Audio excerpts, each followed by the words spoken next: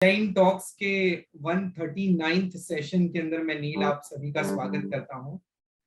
आज हमारे साथ पुणे से जैन दर्शन की विदुषी श्रीमती शकुंतला जी चोरड़िया जुड़े हैं, जो कि आज हमारे सामने एक बहुत ही रोचक विषय को लेके आए हैं, पचकांड क्यों। जब भी हम पचकांड का नाम सुनते हैं, प्रत्याख्यान का नाम सुनते हैं, तो मैं कह सकता हूं कि जैन जीवन शैली का वो अभिन्न अंग है। इसलिए मैं मानता हूं कि आज का ये जो टॉक सेशन है वो हमारे सभी दर्शकों को बहुत ही लाभदायक होगा और पचकांड के बारे में एक नई इंसाइट प्रदान करने वाला होगा।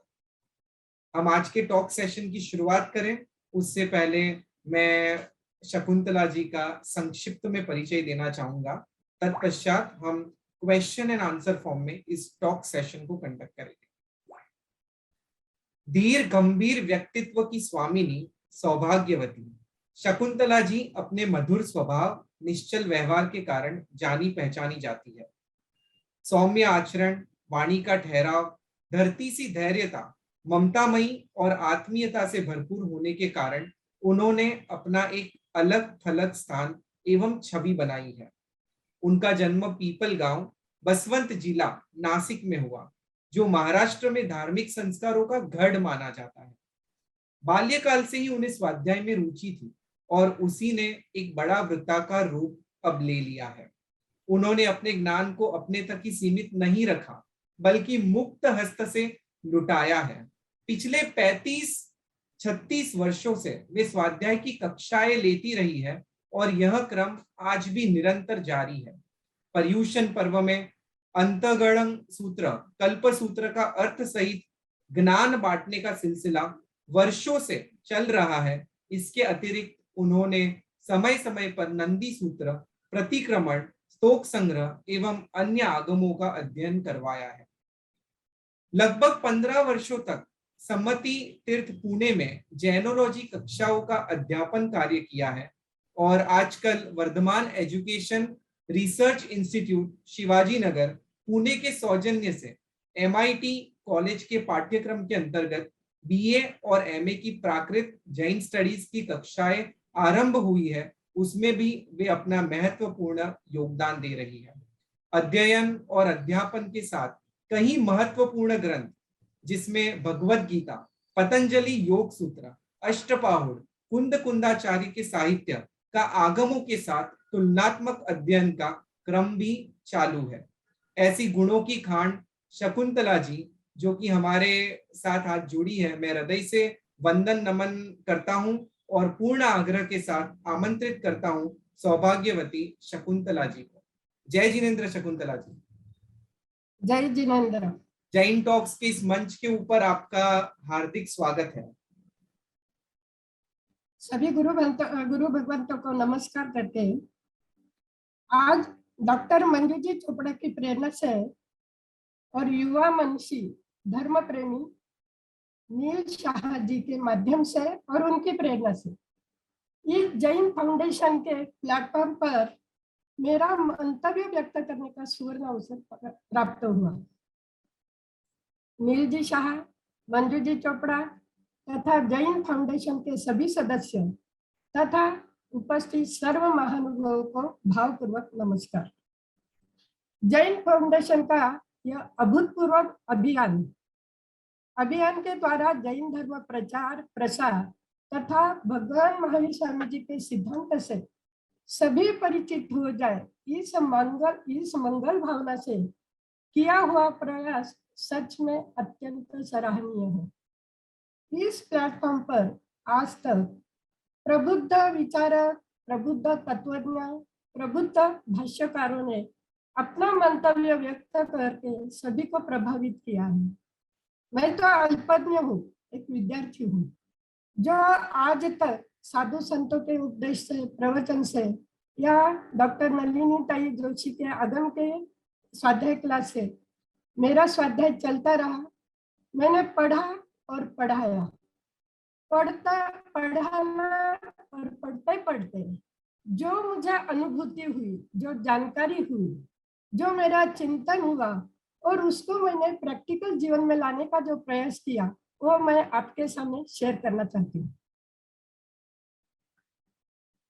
जी जी, thank you so much Shakuntala ji. आपने बहुत ही सुंदर शुरुआत की और हमें ये बात बहुत अच्छी लगी कि आपने आपके जितने भी उपकारी गुरुजन हैं उनका स्मरण किया है आज टॉक सेशन के पहले। सो ये बहुत ही अच्छी बात है।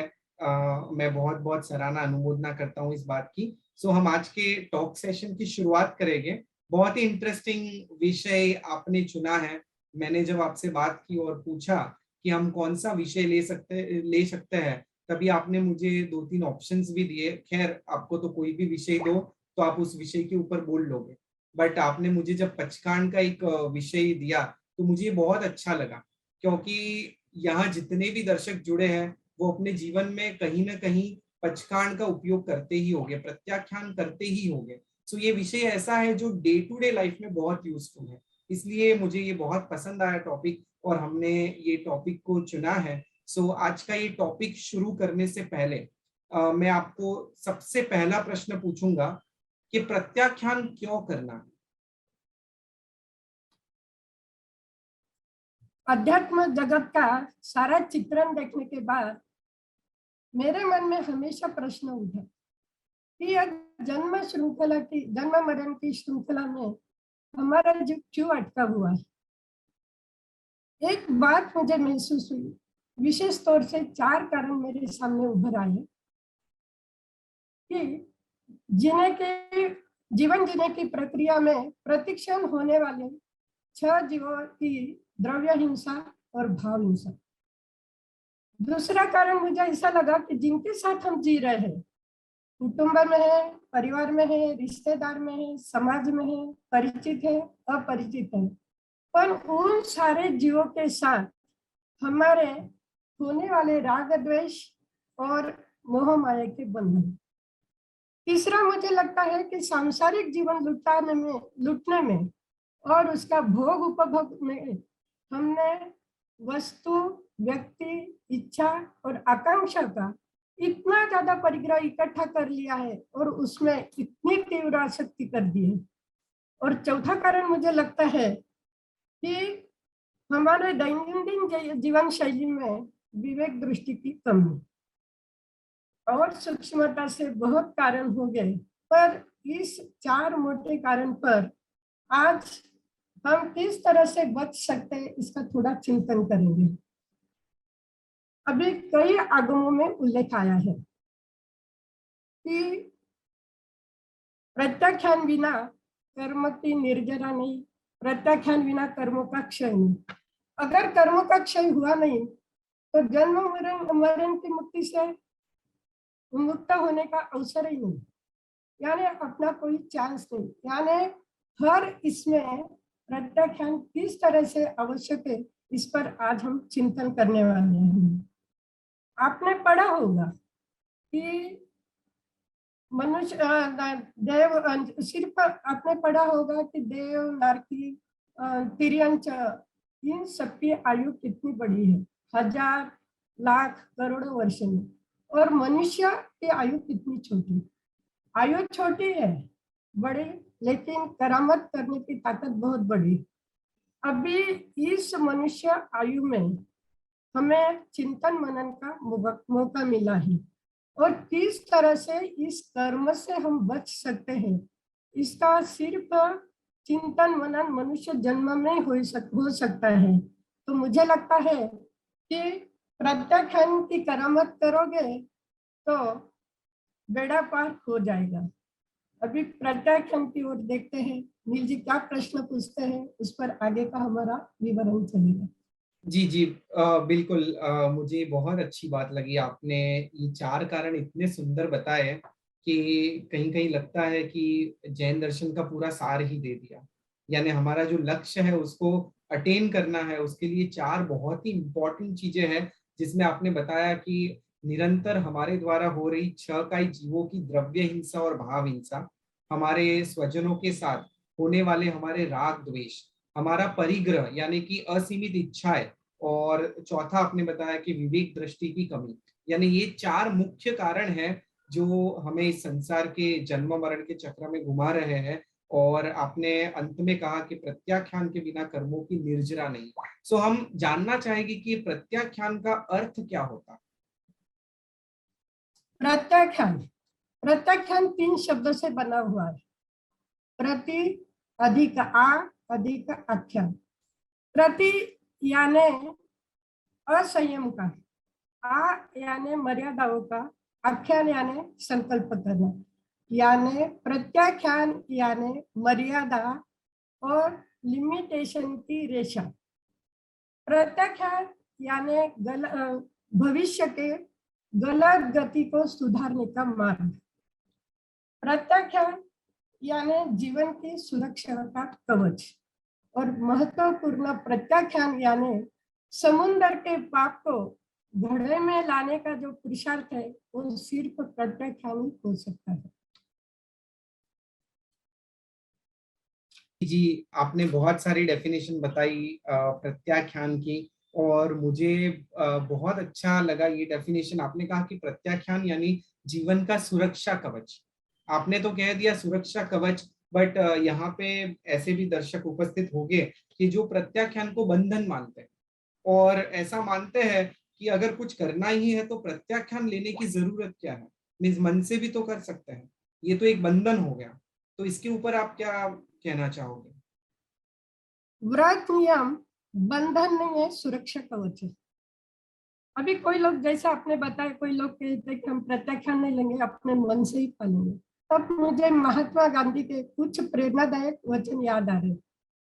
उन्होंने कहा था कि कोई भी काम करना है, कुछ भी करना है, तो प्रतिज्ञा या व्रत लेना जरूरी है। जो व्रत और प्रतिज्ञा ग्रहण नहीं कर सकता, उसकी धारणा कैसी होती है? वो अनिश्चित रहना। प्रतिज्ञा न करने प्रतिज्ञा न करने का अर्थ है अनिश्चित रहना। और अभी अनिश्चितता से जगत का कोई भी काम पूरा नहीं हो सकता। जैसे चौकीदार ने कहा कि चौकीदार ने कहा जब भी मेरा मन आएगा तब मैं चौकीदारी करूंगा। सेनापति ने अगर कहा वीर शूर तो बहुत है, लेकिन जब भी मेरा मन आएगा तब तक मैं लड़ते रहूंगा। व्यापारिक क्षेत्र में किसी ने किसी से कर्जा लिया है और वो बोलेगा कि जब मेरे पास राशि आएगी तो मैं लौटा दूंगा। अभी चौकीदारी की या सेनापति की या कर्जदारी की बात ऐसा किसी ने जवाब दिया, उस पर कोई विश्वास करेगा क्या? और उसको ऐसा पद भी प्राप्त होगा क्या? चौकीदारी का पद या सेनापति का पद कोई भी प्राप्त नहीं हो सकता, क्योंकि उसके लिए मर्यादा करनी ही पड़ती है, संकल्प लेना ही पड़ता है। अगर संकल्प नहीं लिया तो जीवन में कोई अर्थ ही नहीं रहेगा। जैसे अभी व्रत नियम बंधन नहीं है, सुरक्षा कवच है। कि जो बंधन पाप को आमंत्रण देता है, तो पाप को आमंत्रण देने के कारण व्यक्ति का जीवन असुरक्षित बनता है और आत्मविकास रुक जाता है। और ऐसा बंधन जीवन के लिए खतरनाक हो सकता है। लेकिन जिसने स्वेच्छा से बंधन स्वीकारा है, तो उस व्यक्ति के व्यक्तित्व का विकास होता है, आत्मगुणों का विकास होता है और उसका जीवन सुरक्षित बन जाता है।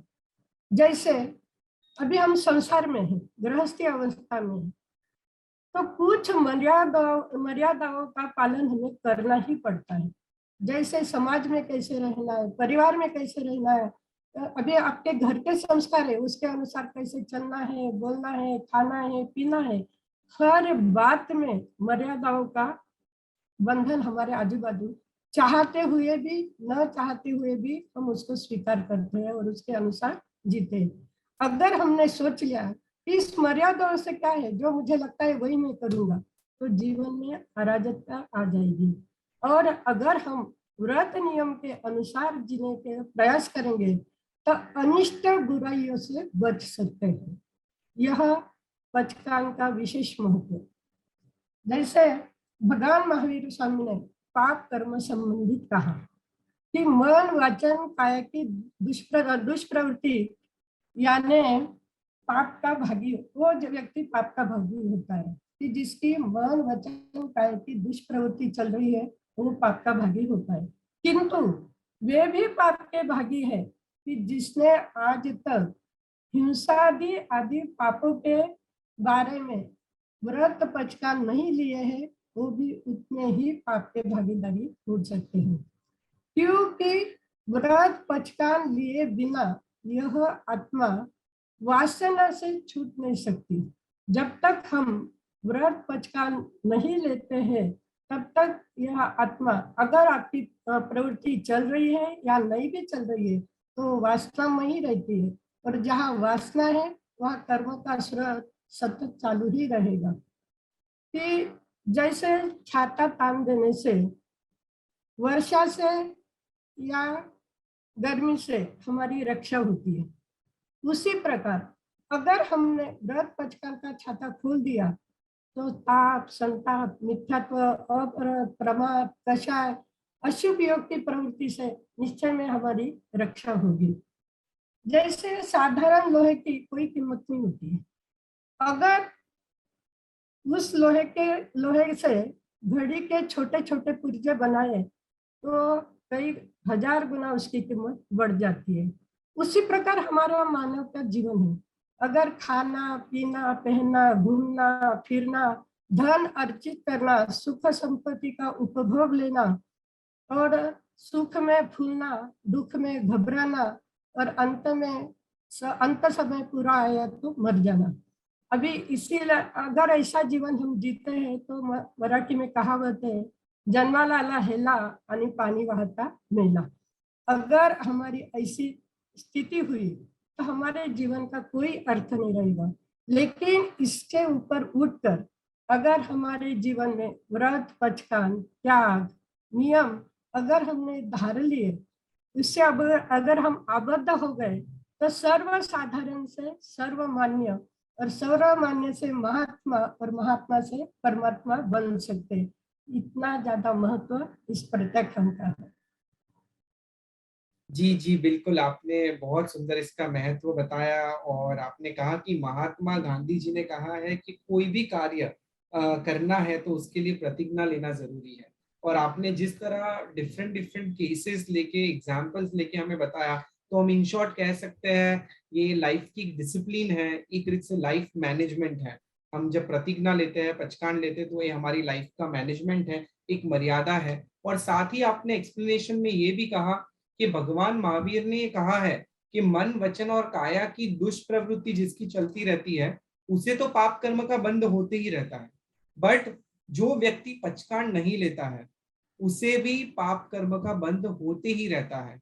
तो ये आपने बहुत बड़ी बात की। तो इसके ऊपर थोड़ा आप और प्रकाश डालोगे कि किस तरह, यानी एक व्यक्ति आहार नहीं कर रहा है और उसने पचकान नहीं लिया है, और एक व्यक्ति पचकान लिया है और आहार नहीं कर रहा है, तो इसमें क्या डिफरेंस है? मीन्स किस तरह, ये कैसे लॉजिक बैठता है?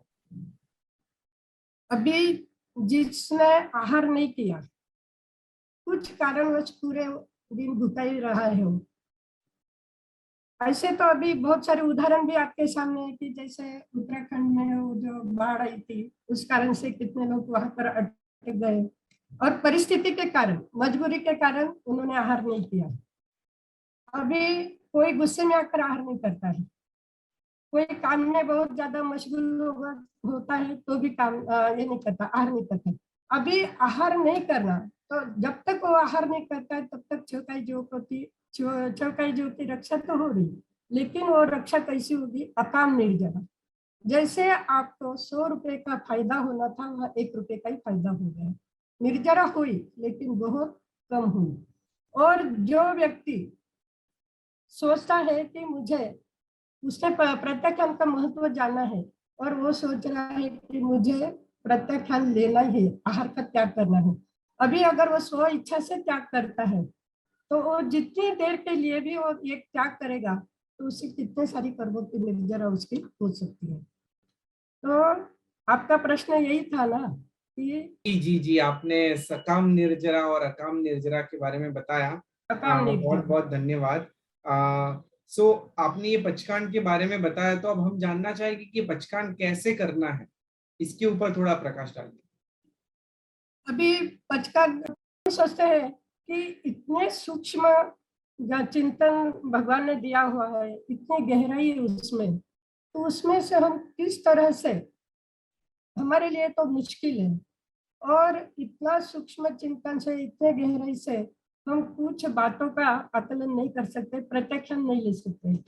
अभी ये कैसा चल गया, इसलिए हम भटक गए तो भगवान ने कहा है, तो लगता है कि जो भगवान ने सिद्धांत बताए वो इतने आसान है कि अगर उससे, उन्होंने कहा है जो भी करना है करो, लेकिन कैसा करो, मर्यादा के साथ करो। सिर्फ उसमें क्या करनी है कि इस सिद्धांतों के साथ जीने के लिए उन्होंने कहा है कि जो भी करना है करो, लेकिन मर्यादा रखो। जैसे अभी हम खाने पीने की सोचते हैं कि पूरे दिन में, अभी तप निर्जरा के लिए तप भी बताया गया है, और बहुत सारे लोग ऐसे हैं तप करना चाहते लेकिन तप हो नहीं पाता। तो छोटे छोटे ऐसे ये भी बताया भगवान ने कि जैसे देखो, पूरे दिन तो हम खाना नहीं खाते हैं, जैसे सुबह आधा घंटे का नाश्ता कर लिया, बाद में दोपहर का खाना हुआ, बाद में हाई टी हुई, शाम में भी आधा, ऐसे आधा आधा घंटा 4 टाइम लगा दिया, 2 घंटे हो गए। पूरे दिन में 15-20 ग्लास पानी पी ले, कभी जूस पी लिया, कभी छोटी मोटी वस्तु में डाल दी। आपने अगर गौर किया होगा तो ये सारी क्रिया करने में कितना टाइम लगता है? तो ज्यादा में ज्यादा तो इतना टाइम हम तो आधा घंटे आराम से बैठ के खाते नहीं, फिर भी 2 घंटे, 3 घंटे या 4 घंटे, 4 घंटे से ज्यादा मनुष्य खा नहीं पी सकता। अभी 4 घंटे खाने पीने में बिताने के बाद 24 घंटे में से हमारे पास 20 घंटा रह जाता है। अगर खाते पीते सहजता से, विवेक से, अगर उठते ही हमने धारणा कर ली कि आज पूरे दिन में मैं 4 घंटे खाने पीने के लिए बिताऊंगा और बाकी 20 घंटे का मैं पचकान ले लेता हूँ, तो देखो 20 घंटे की छोटी सी तपस्या खाते पीते हमारे द्वारा हो सकती है। यह इतना बड़ा उसमें कि हर बात में भगवान ने ऐसा बताया है कि आपको जो करना है वो करो, क्या करना है के साथ रखना है। कि जैसे अभी खाने पीने का तो मैं आपको बताया, अभी खाने पीने की चर्चा शुरू हो गई है, तो हम देखो कितना खाते पीते हैं, सब्जियां, अनाज, फ्रूट, ड्राई फ्रूट, दूध, दही, घी, पानी, बहुत सारी खाने पीने की चीजें हमारे पास रोज रहती है, लेकिन कितना खाते हैं? उत्पादन लाखों में होता है, लाखों टन का उत्पादन होता है, लेकिन हमारा खाना कितना होता है? किलो में भी नहीं खाते, बहुत थोड़ा खाते हैं। लेकिन अगर हम थोड़ा भी खाते हैं, किलो किलो में भी खाते हैं, तो लेकिन पाप हमें कितना लगता है? लाखों टन के उत्पादन का पाप लगता है। अभी इससे हम कैसी मर्यादा कर सकते हैं कि हर एक इसमें बताया गया है कि उठते ही 14 नियम आप ले लो। अभी 14 नियम आप पूरा लेंगे या नहीं लेंगे, लेकिन खाने पीने के बारे में हम सोचना चाहिए कि वनस्पति 24 लाख प्रकार की है। अभी 24 लाख प्रकार से हम कितना खा सकते हैं? अगर आपने लिस्ट बनाई तो 100 से ज्यादा तो होने वाली नहीं। अगर 100 वनस्पति खुली रखकर बाकी सारी वनस्पति कर हम पचकान ले लेते हैं, तो समुद्र के पाप से घड़े के पाप में आ जाते हैं, बहुत बड़े पाप से हम बच सकते हैं। इसी तरह जो हमारी सारी चीजें हैं कि ड्राई फ्रूट है, जो जो चीजें हम खा रहे हैं, इसके लिए आपका होमवर्क रहेगा। अभी हमारा एक वर्कशॉप हुआ था खाली प्रत्याख्यान का, 3 दिन तक चला था। जब सामने थे तो समझाने में भी मुझे बहुत यह आता था कि किस तरह से इन पापों में से हम बच सकते हैं। आज तो मैं खाली आपको मोटे तौर पर कहना चाहती हूँ कि जो जो चीजें हम खा रहे, थोड़ा होमवर्क अगर हम कर ले कि 1 महीने भर देखते हैं हम कितनी प्रकार की सब्जियां खाते हैं, तो उन सब्जियों की अगर हमने मर्यादा कर ली, जो भी धान्य है, अनाज है, सब सब्जियां भी आपके सामने आएगी, ड्राई फ्रूट वगैरह, अगर उन सभी का हमने 1 महीने के अंदर मैं इतना खाऊंगा ऐसा विवेक के साथ, अभी 1 महीने का भी आपके साथ में नहीं होगा, तो प्रतिदिन उठ के हम ये कर लेंगे कि आज मुझे 10 वनस्पति का ही उपयोग करना है, आज मुझे इतना ही मुखवास खाना है, आज मुझे इतने ड्राई फ्रूट खाने, जो जो खाने पीने की चीजें 1 महीने का नहीं हो सकता, तो प्रतिदिन उठते खाली 5 मिनट उसमें लगते हैं कि धारणा करनी है कि इतना खुला रखने के बाद इसके ऊपर जो भी होगा उसका मुझे पचकान। अभी कभी कभी क्या होता है कि आपने चार पांच फ्रूट रख लिए, लेकिन अचानक और आपने जो रखे थे उससे और कोई नया फ्रूट आ गया आपके सामने, तो उस समय आपके मन में विचार आना चाहिए, अरे मैंने तो पांच ही रखा है, अब ये छठा मैं नहीं खाऊंगा। तो वहां पर आपका सही में प्रत्याख्यान होगा। ऐसी छोटी छोटी बातों में अगर हम विचार करते गए, मर्यादा करते गए, तो बहुत सारे पापों से हम बच सकते हैं। यह हुई मेरी खाने पीने के बारे में। तो बहुत सारा ये होगा, लेकिन समय के अभाव से तो मैं मोटी मोटी तौर पर ही बातें आपको कहना चाहूंगी। जी जी शकुंतला जी, आपने खाते पीते भी तपस्या कैसे कर सके उसके कुछ नुस्खे आज सभी दर्शकों को दिए हैं 14 नियम के माध्यम से। और डेफिनेटली ये 14 नियम तो बहुत डिटेल विषय है। सो आज तो खाली ट्रेलर है, डिटेल में जाना है तो आपको थोड़ा अध्ययन करना पड़ेगा। और शकुंतला जी, आपने खाने पीने के पचकान के बारे में तो बता दिया। अब हम परिग्रह के बारे में भी कुछ आपसे जानना चाहेंगे कि परिग्रह का प्रत्याख्यान कैसे हो सकता है। जैसे जीवन की सुरक्षा के लिए हमने कई बंगले बनाए, कई मकान बनाए, कई जायदाद जमीन जायदाद खरीदी कर ली। अभी बहुत सारा है इस दुनिया में, इतना सारा है। और हमने हमारे पास बहुत सारा पैसा है, बहुत सारा वैभव है। उस वैभव के अनुसार बहुत सारा खरीदी कर लिया। किसी ने बहुत ज्यादा किया, किसी ने थोड़ा किया होगा। अभी अगर हमने, आपने कितना भी किया तो भी आपका क्या होगा, गिनती मात्र का होगा। अगर उस गिनती मात्र के वस्तु का हमने अगर वे विचार कर लिया कि जीवन सुरक्षा के लिए इतने का बंगले मेरे लिए काफी है, इतने मकान काफी है, इतनी गाड़ियां मेरे लिए काफी है। अगर ऐसा चिंतन हम करते जाएंगे, अगर आपने 5-10 इसका भी आपने आगार रख लिया, लेकिन उसके उपरांत दुनिया में जितना भी कंस्ट्रक्शन हो रहा है, जितना भी ये हो रहा है, उस सारे कर्म के पाप से हम मुक्त हो सकते हैं। अभी उसी प्रकार जीवन जीने के सुविधा, सुख सुविधा के लिए कितनी सारी इलेक्ट्रॉनिक चीजें हम घर में लाते हैं। फ्रिज है, टीवी है, पंखा है। अभी गिनती करो, घर में नजर घुमाओ तो दिखेगा क्या क्या चीजें का हम क्या कर रहे हैं, संग्रह कर रहे हैं। इतना संग्रह करने के बाद भी कि आपको लगता है कि मेरे पास इतना है, लेकिन वो भी कैसा है, गिनती मात्र का है। अगर उसकी भी गिनती का हमने मर्यादा कर ली, तो जो लाखों वस्तु का उत्पादन हो रहा है, उसके पापों से हम बच सकते हैं। अभी उसके आगे शरीर की शोभा के लिए कितने तरह के कपड़े हैं, कितने गहने हैं, बहुत सारी चीजें लाते हैं। तो वो चीजें कि कॉस्मेटिक की कितने कितनी चीजें हैं, जूते, नहीं नहीं, वो वस्तु हम क्या कर रहे हैं, ला रहे हैं। अगर लिस्ट बनाई तो बहुत बड़ी हो सकती है, फिर भी वो कैसी है, गिनती मात्र की है।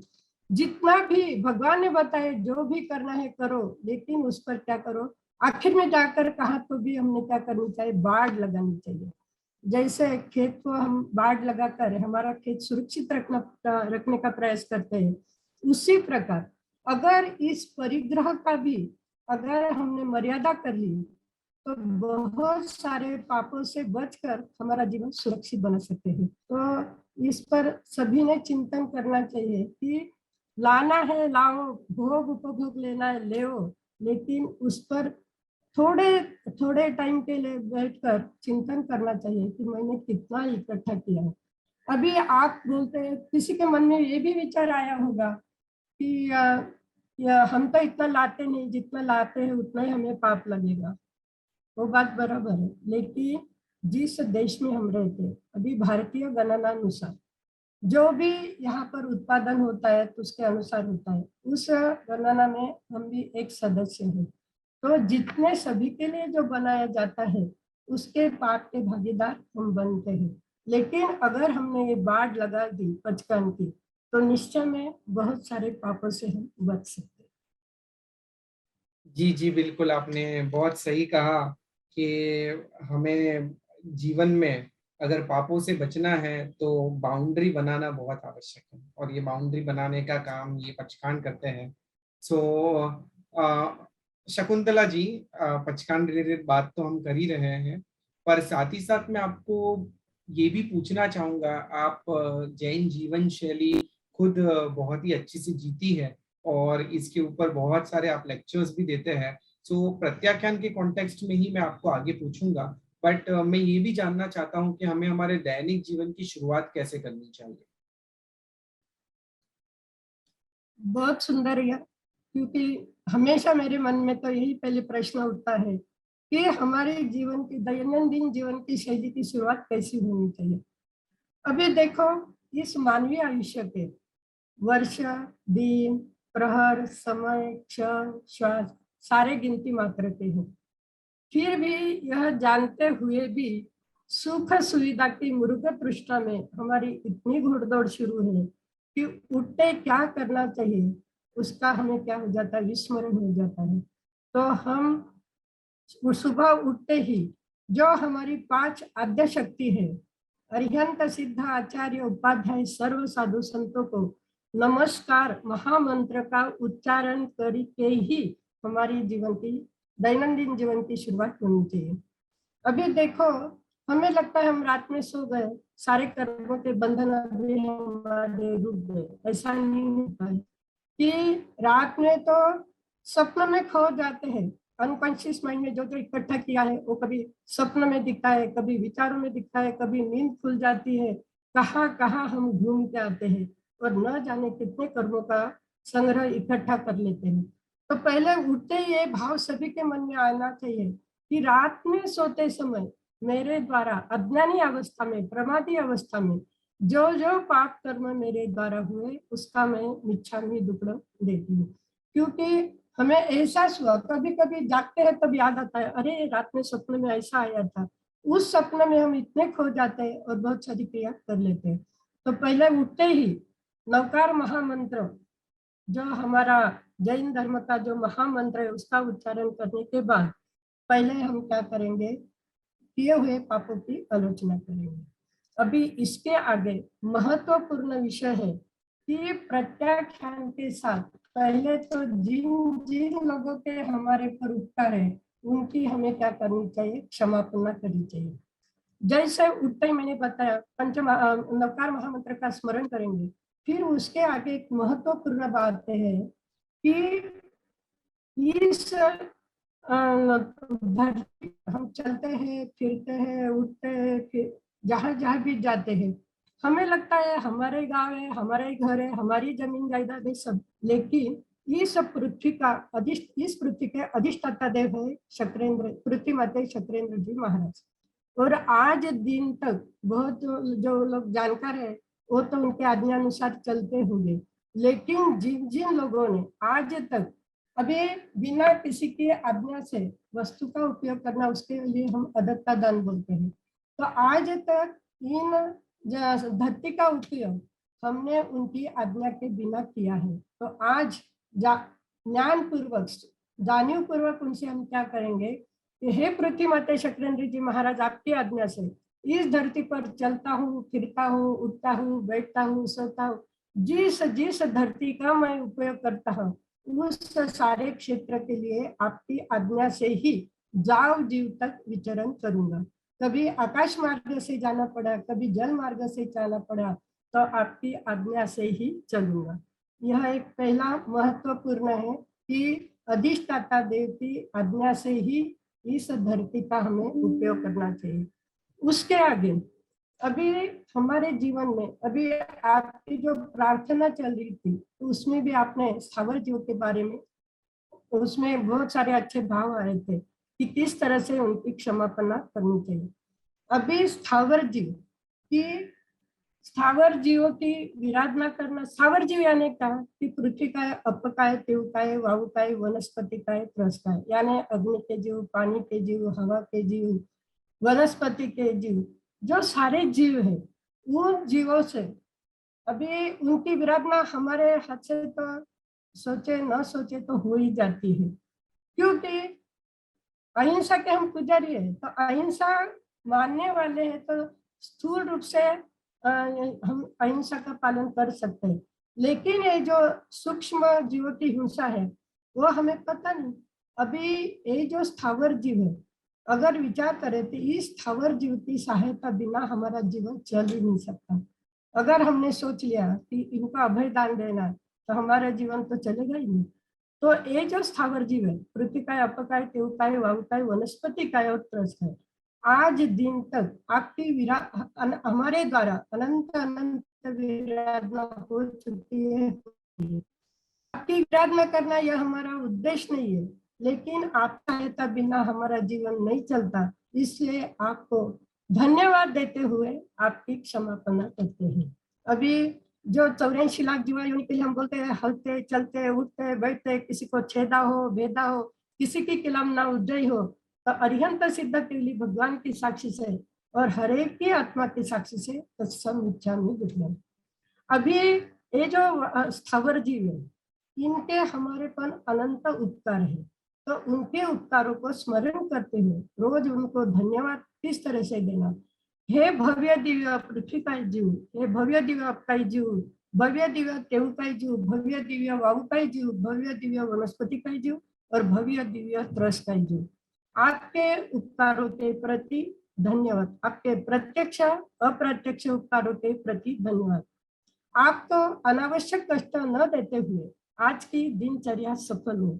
भूल चूक प्रमाद नियति संयोगवश प्राप्त आपके कष्टों के लिए खम्मत थामना, खम्मत थामना, खम्मत थामना। इस जीवन यात्रा में आप सदा सहयोगी रहे, हम परस्पर सहयोगी बने, कल्याण मस्तु। अगर वो हमारे पर इतने उपकार कर रहे हैं तो उनको धन्यवाद देकर हम उनसे क्षमापना करनी चाहिए। उसी प्रकार अभी हमारा जो जीवन चल रहा है, हमें लगता है सारा विश्व मैंने खड़ा किया है, मैं ऐसा हूँ, मैं वैसा हूँ, लेकिन इसके पीछे कितने उपकारी लोगों के हाथ जुड़े हुए हैं। जैसे कौटुंबिक क्षेत्र में माँ बाप भाई बहन वगैरह, परिवार में सारे रिश्तेदार, कौटुंबिक क्षेत्र में, पारिवारिक क्षेत्र में, शैक्षणिक क्षेत्र में, आध्यात्मिक क्षेत्र में, सामाजिक क्षेत्र में, आर्थिक क्षेत्र में, व्यवहारिक क्षेत्र में और वैवाहिक क्षेत्र में, हॉस्पिटल में, प्रवास में, घर में, बाहर, पग पग पर जिन जिन लोगों ने हमारे पर उपकार किए हैं, उन सारे उपकारियों के उपकारों को धन्यवाद। अगर राग द्वेष के कारण, कुछ गलतफहमी के कारण अगर हमने उपकार करने वाले उपकारियों के उपकारों को भुला दिया हो, तो अरिहंत सिद्ध केवली भगवान की साक्षी से और सभी की अपनी अपनी आत्मा की साक्षी से मिच्छामि दुक्कडम, मिच्छामि दुक्कडम। इन सभी जीवों से हमें यहाँ पर ही रोज प्रतिदिन क्षमापना करनी चाहिए। देखो, क्षमापना नहीं करोगे तो ये वैर भाव के बंधन जन्म जन्म तक हमारे साथ चलने वाले हैं। अभी जैसे उपकारी लोग हुए, फिर बचपन से लेकर आज दिन तक कई साधु जी का पावन सानिध्य हमें प्राप्त हुआ। उनके द्वारा हमें धर्म की जानकारी हुई, जीवन जीने की कला हमने प्राप्त की। सब कुछ होने के बाद भी हम कभी कभी उनकी अभिनय आसक्ति कर लेते हैं। तो ऐसे सभी साधु संतों से भी हाथ जोड़कर क्षमा याचना करते हुए हम उनकी अगर हमारे द्वारा अभिनय आसक्ति न हुई तो मिच्छामि दुक्कडम देते हैं। उसी प्रकार महत्वपूर्ण जो वर्ग है हमारा, हम हमारे बुद्धि से पुरुषार्थ से सारा विश्व खड़ा करते हैं, कई सारे बंगले बनाए, फैक्ट्रियां बनाई, शोरूम खोले, बहुत सारी बातें हमने कर ली। खड़ा करना आपका काम है, लेकिन उसके लिए चलाने के लिए हमें कर्मचारियों की ही मदद लेनी पड़ती है। और उन कर्मचारियों की अगर हमारे द्वारा बहुत सारी अभिनय आसक्ति हो जाती है, कम पैसे देकर कभी उनसे ज्यादा काम करवाते हैं, कभी उनका भूखा समय होता है तो हम कहते हैं बाद में खाना खाओ, तो उसके लिए भी हम क्या करते हैं कि उनको अंतराय दे देते हैं। कभी उनसे गलती हो गई तो गुस्सा भी कर लेते हैं, कभी बिना कहे वो आए नहीं 2-3 दिन तो और गुस्सा का पारा बढ़ जाता है। कितने प्रकार से हम उनकी अभिनय आसक्ति कर लेते हैं। तो सभी में महत्वपूर्ण उनकी पहले ही सबसे क्षमा, संवत्सरी के क्षमापन में हम सभी की क्षमा, जो हमारे पहचान के उनकी ज्यादा क्षमापना कर ले, उनसे क्षमापना करते हैं। लेकिन पहले सभी से पहले सारे कर्मचारी वर्ग की हमारे द्वारा क्षमापना होनी चाहिए, ऐसा मुझे लगता है। तो ये सारा जीवन जो हमारा चल रहा है, कितने लोगों के उपकारों के साथ चल रहा है।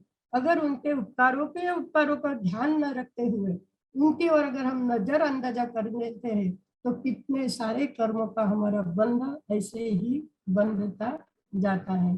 और महत्वपूर्ण हमारी पहचान हमारी आत्मा है। लेकिन हम इतने पर में अटक गए हैं कि आत्मा का हमें प्रतिक्षण विस्मरण हो गया है। कई बार शुभ विचार मन में आते हैं कि कुछ करना है अच्छा, इसलिए शुभ विचारों के कारण आत्मा कई बार ऊपर उठती है, लेकिन कषायों के कारण अभी नहीं बाद में करेंगे इस भावना से आत्मा को बार बार नीचे गिरा देते हैं। सामर्थ्य आत्मा का दर्शन करने का कभी विचार ही मन में आया नहीं। सामर्थ्य होते हुए भी आत्मदर्शन का प्रयास किया नहीं। तब में सामर्थ्य होते हुए भी तब में पुरुषार्थ किया नहीं। अगर ऐसा देखें तो सिद्धालय की ओर ले जाने वाली हमारी आत्मा ही है, आत्मा ही हमारी गुरु है। उस आत्मा रूपी गुरु को, आत्मा रूपी ने आत्मा को ही प्रतिदिन वंदन नमस्कार, मेरा वंदन नमस्कार हो, ऐसी भावना प्रतिदिन हमें करनी चाहिए। और रोज बोलना चाहिए, खामेमि सर्वे जीवा विखमन्तु मे, मित्ति में सर्व भूयेषु, वैरं मध्यं न तेनयि। खामेमि सर्वे जीवा विखमन्तु मे, मित्ति में सर्व भूयेषु, वैरं मध्यं न तेनयि। सभी जगत के जीवों के साथ मेरा मैत्री भाव है, किसी के साथ मेरा वैर भाव नहीं। सर्व जीवों मुझे मेरे अपराध क्षमा करो, क्षमा करो। इस तरह से क्षमापना प्रतिदिन हमारे द्वारा होनी चाहिए।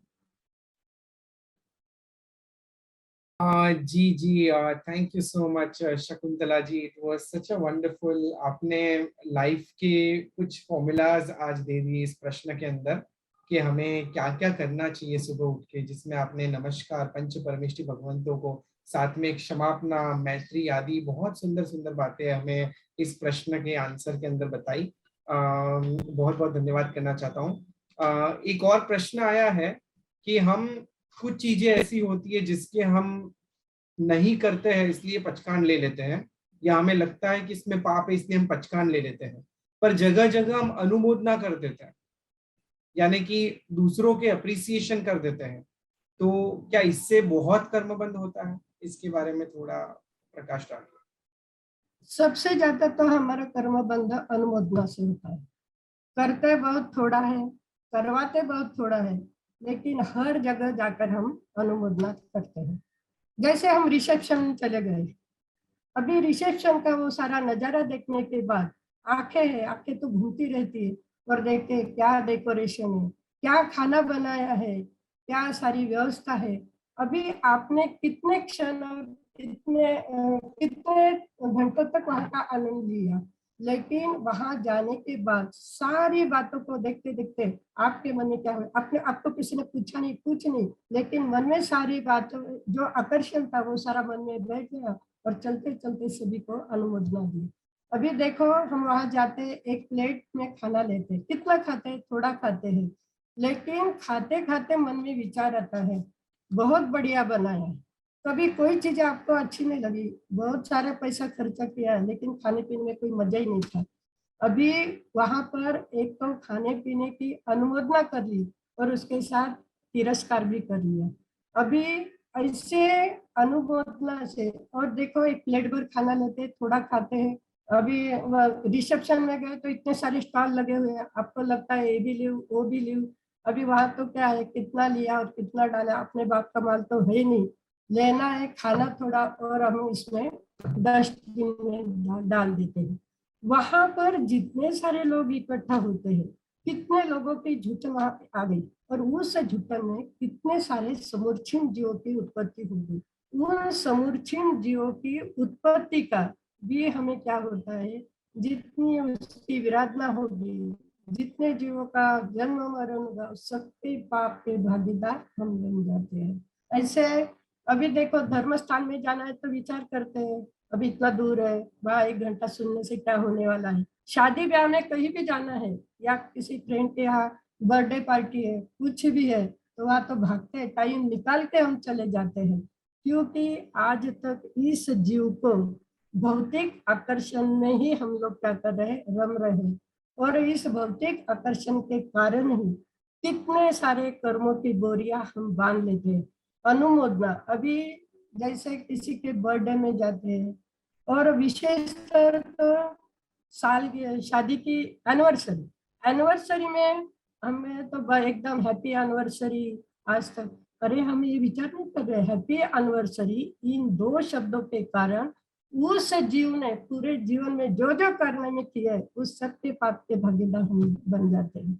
लेकिन अभी ऐसा लगता है अगर आपने हैप्पी एनिवर्सरी नहीं कहा तो सामने वालों को कितना बुरा लगेगा।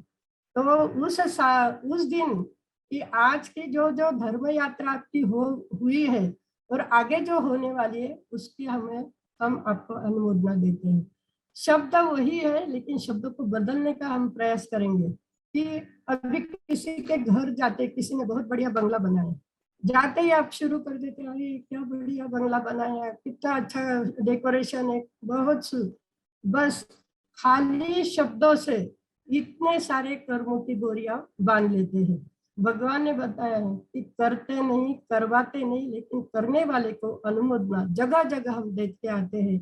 और उस कारण हमारे जो जन्म मरण के चक्कर कि हम कहते हैं कि तिर्यंच गति में लाखों वर्षों का, हजारों वर्षों का आयुष्य इस कारण से हमारा बंध रहा है कि हर जगह जाकर हम क्या करते हैं, अनुमोदना देते हैं।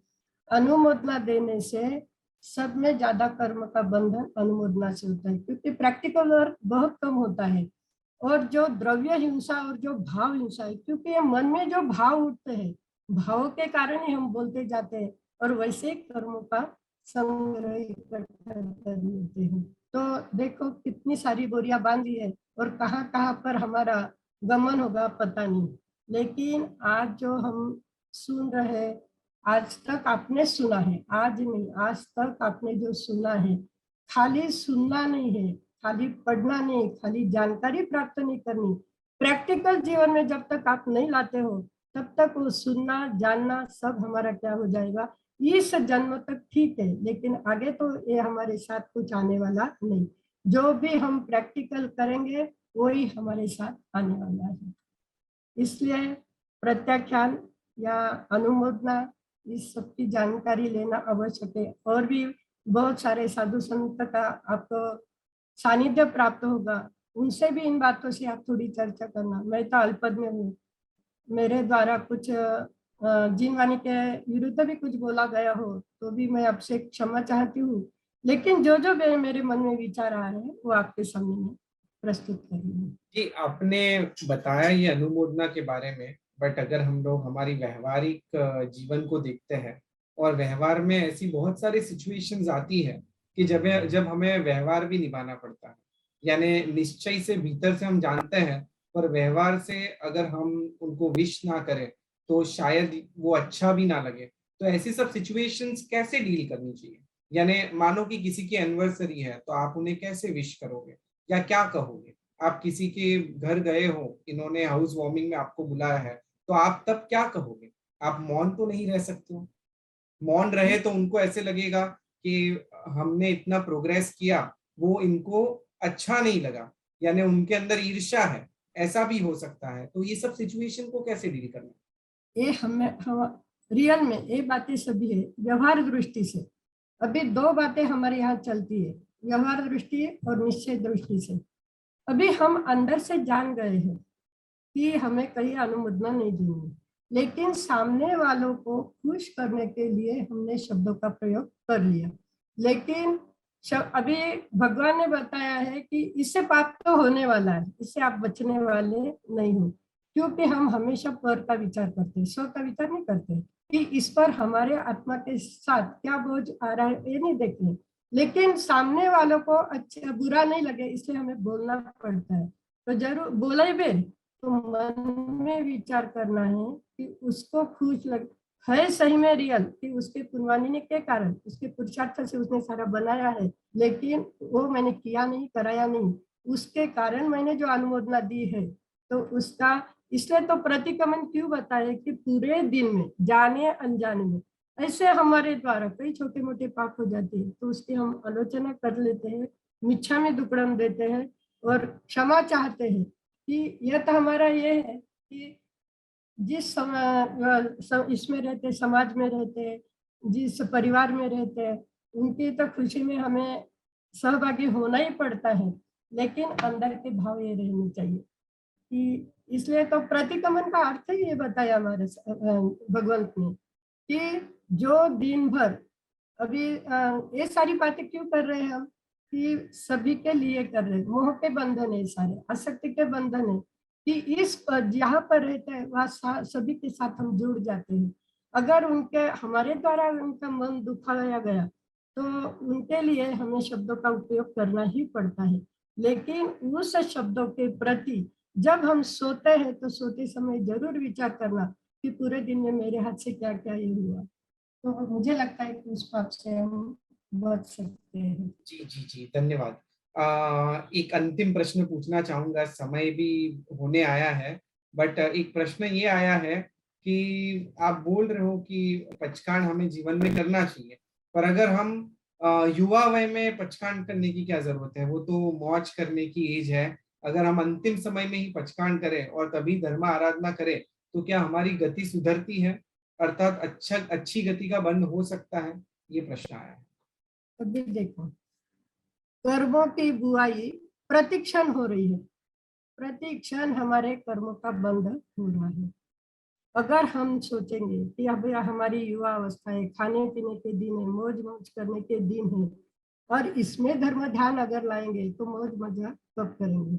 अभी देखो, बुढ़ापे में हमने सोच लिया कि धर्म ध्यान की बुराई हम बुढ़ापे में करेंगे तो उसकी फसल आएगी। तो पहली बात तो यह है कि प्रतिक्षण कर्म का बंद हो रहा है, और बुढ़ापे में अगर कर्मों की बुआई करी तो उसका फल हमें मिलेगा कैसे। अभी जीवन के तीन पट है हमारे, बचपन, यौवन और बुढ़ापा। बचपन तो खेलकूद में बीत गया, यौवन सुख दुख सांसारिक घोड़ दौड़ में बीत रहा है, और बुढ़ापे में सोचते हैं कि धर्म ध्यान कर गए तब तो यह सारा हमारा फर्नीचर, शरीर का फर्नीचर ढीला हो जाएगा, इंद्रिया क्षीण होने लगेगी, न जाने कहां से बीमारियां घेरने लगेगी। उस समय सारा हमारे हाथ से छूट जाता है, जो करना चाहते हो कर नहीं पाते। लेकिन अगर अभी आप सोचोगे कि अभी आपने देखा है कि जीवन में कई ऐसी घटना घटी है, कई प्रसंग आए हैं, महामारी की सुनामी आई है, उसमें भी हमने देखा है सुनामी आई तब कोई जवान गए, कोई बूढ़े गए। ऐसा नहीं कि बूढ़े लोग ही पहले जाएंगे, ये भी नहीं है, आयुष्य का तो कोई भरोसा है ही नहीं। तो ऐसी अवस्था में अगर हम सोचेंगे, और उस समय आप विचार करो कि हमारे पास वैभव का, समृद्धि का, प्रतिष्ठा का, अधिकारों का सारा साम्राज्य होते हुए भी मृत्यु को रोकने की ताकत किसी में नहीं है। अभी मृत्यु देखो, अभी पूरा जीवन में इतना बड़ा साम्राज्य खड़ा किया, और इस शरीर से हमें विदाई लेनी है।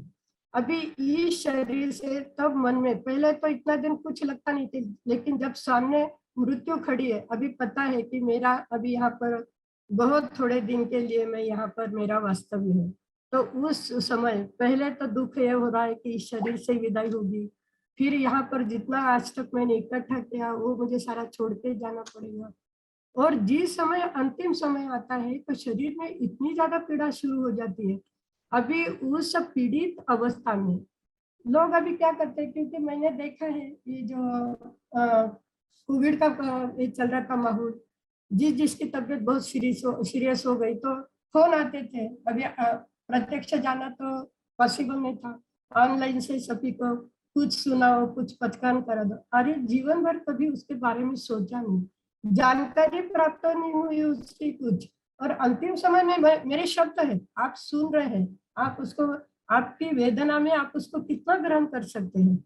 अगर सभी के खुशी, अभी लोगों को खुशी होती है, चलो जाते जाते चार शब्द तो उन्हें अच्छे सुन लिए, बहुत सारा संथारा कर लिया, कोई कहेंगे कि सारे पचकान उनके हो गए।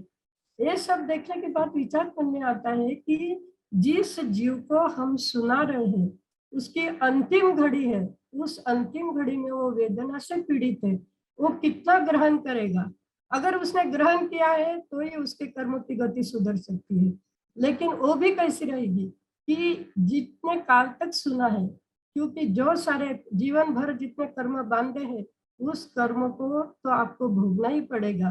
तो जिस समय अंतिम समय में अगर आपने कुछ अच्छी बातें सुन ली, जो आपने कर लिया, तो उससे क्या होगा कि उस समय तक हमारी गति अच्छी हो जाएगी। लेकिन उसके बाद पुनः यह जन्म मरण की श्रृंखला शुरू हो जाएगी। हम सोचते हैं कि देखो कितना समय है मेरे पास, समय है कितना है मेरे पास। समय तो हो चुका है, बट यस आप कंप्लीट कर सकते हैं। मीन्स आपका जो एक्सप्लेनेशन है वो आप ले सकते हैं, नो प्रॉब्लम। इतना ही सभी को मैं कहना चाहूंगी कि प्रतिक्षण हमें जागरूक रहना चाहिए। अगर हम भविष्य की सोचते हैं, भूतकाल तो आपके हाथ से चला गया, भविष्य की कोई आपको जानकारी नहीं कि कितना समय हमारे पास है। लेकिन आज अगर हमें जानकारी हुई है तो हम अगर जागरूक रहे तो आने वाले कर्मों को रोकने का प्रयास कर सकते हैं। अगर हमारी व्रत पचकान की साधना अच्छी तरह से चल गई तो हम उच्च गति की ओर प्रयाण भी कर सकते हैं। इसी मंगल भावना के साथ मैं विराम देती हूँ।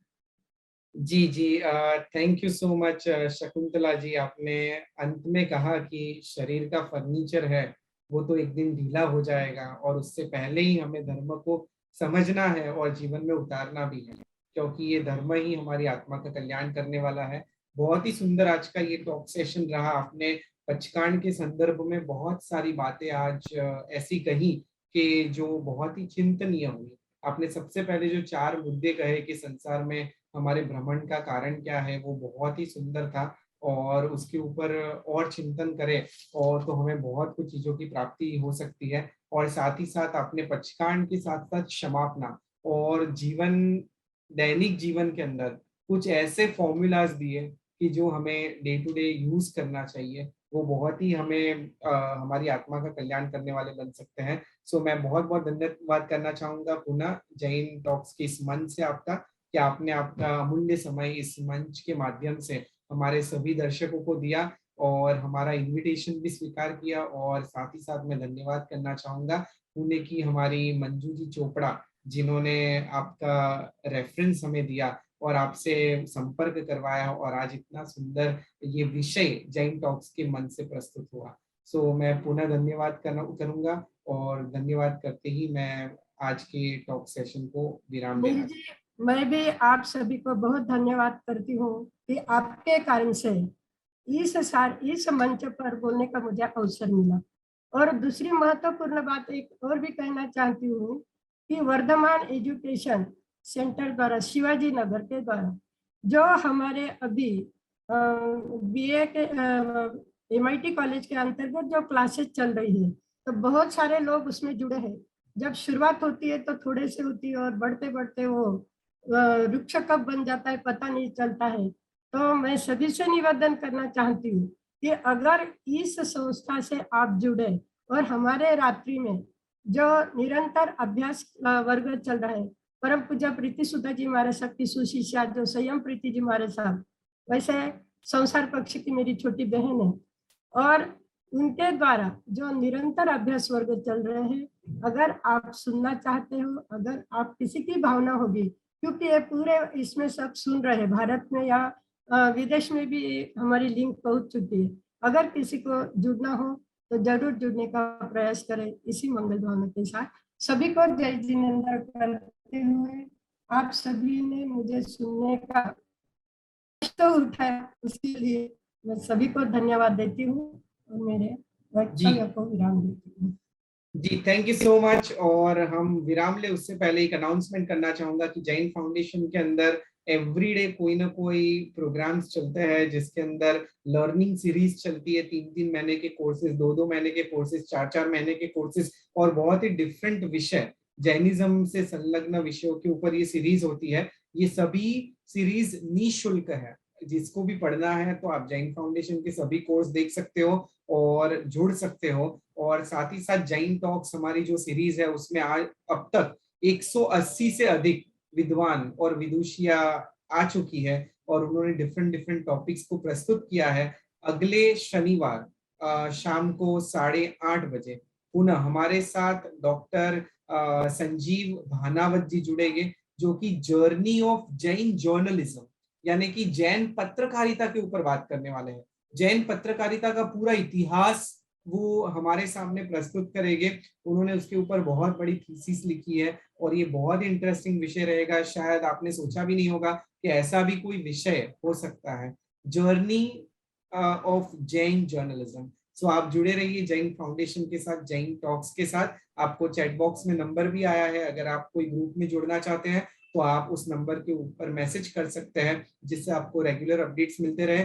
और साथ ही साथ हर वीक में जो जो कोर्सेज हो रहे हैं और नए नए कोर्सेज भी आते रहेंगे, जैसे कि 1 महीने के बाद हमारा मेडिटेटिव कैलीग्राफी के ऊपर कोर्स शुरू होने जा रहा है। यानी आपने कैलीग्राफी तो सुना होगा, पर वो भी एक मेडिटेशन हो सकता है। तो जैन धर्म से रिलेटेड ये मेडिटेशन कैलीग्राफी का कोर्स रहेगा, जो अमेरिका से हमारे साथ मीना जी चौकसी जुड़ेंगे, जो कि ये पूरा कोर्स कंडक्ट करेंगे। तो ऐसे नए नए कोर्स हर मंथ लॉन्च होते रहते हैं।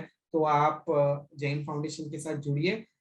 Let's learn together, let's grow together. इसी के साथ जगत के सभी जीवों का कल्याण हो, जगत के सभी जीवों का मंगल हो, जगत के सभी जीव हमारे मित्र है, कोई भी हमारा वैरी नहीं है, इस भावना के साथ प्रार्थना। अणु परमाणु शिव बनी जाओ, आखा विश्व नु मंगल थाओ, सर्वे जीवो मोक्षे जाओ। खामे मी सव्व जीवे, सव्वे जीवा खमंतु में, मित्ति में सव्व भूयेसु, वैरम मज्जन केणई, सर्वथा सौ सुखी थाओ, पाप ना कोई आचरो, राग द्वेषति मुक्त बनीने, समता सौ समाचरो।